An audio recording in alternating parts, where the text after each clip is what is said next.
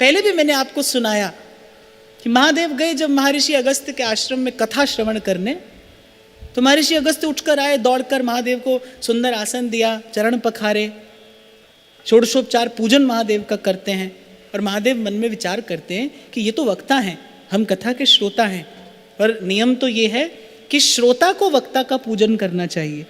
और महर्षि कितने उदार हैं, कितने विनम्र हैं कि हमारा पूजन करते हैं।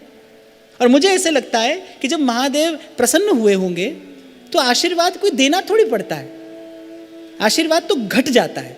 एक घटना है वो घट जाती है, संत सदगुरु की प्रसन्नता के साथ ही घट जाती है। आशीर्वाद को शब्द का सांचा देने की कोई आवश्यकता नहीं है बाप। अच्छा, जो शब्दों में आते हैं वो तो कुछ और होते हैं। और क्या, लो 500 रुपया धरो सदा सुखी रहो, 1000 रुपया धरो चिरंजीव रहो, 2000 को दूधो नहाओ पूतो फलो, ये कोई आशीर्वाद है? नहीं। आशीर्वाद को शब्द के सांचे की कोई आवश्यकता नहीं बाप। और मैं तो कहता हूं किसी गहन गंभीर मौन में ही आशीर्वाद की घटना घटती है। यद्यपि इस समग्र अस्तित्व में आशीर्वाद से सुंदर और कुछ नहीं है, आशीर्वाद से सुंदर कुछ नहीं, लेकिन एक गहन गंभीर मौन में ये घटना घटती है।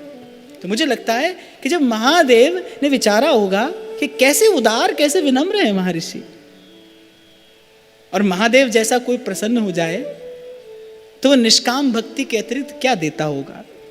अच्छा, उसी समय जब महादेव का पूजन हो रहा है तो जगदम्बा साथ में है।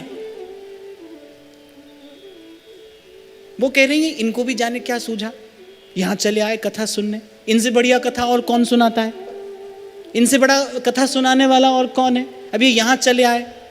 और महर्षि अगस्त्य को जब पूजन करने देखा, बोले अरे ये तो हमारा बच्चा है, अब क्या कथा सुनाएगा हमें। ऐसा होता है ना, मुझे भी कह देते हैं बहुत बार कई लोग, कल को छू रहा है हमको सुनावे को, कोई बात नहीं, तो अरे हमारा बच्चा है हमको क्या सुनाएगा कथा। और हुआ क्या, एक समय एक वक्ता 2 श्रोताओं को कथा सुनाता है। एक ही समय एक वक्ता एक मन से 2 श्रोताओं को कथा सुनाता है। महादेव कथा सुनते हैं, जगदम्बा को नींद आ जाती है, नहीं सुन पाती। और जब लौट कर जाते हैं तो पूछती हैं क्या सुनाया, क्या सुनाया।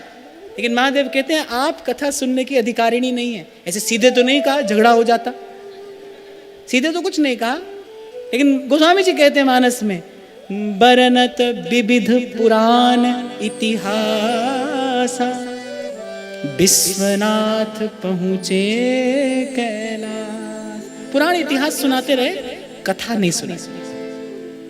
इसलिए बहुत बार साधु भी मिल जाए तो साधु का संग नहीं होता, सत्संग में आकर बैठ जाओ तो सत्संग नहीं होता। इसीलिए जब जब कहा तब तब सत्संगति को दुर्लभ कहा। संत तो सुलभ है, संत तो है और सुलभ है, सत्संगति दुर्लभ है। संत का साधु का संग करने की विधि नहीं आती।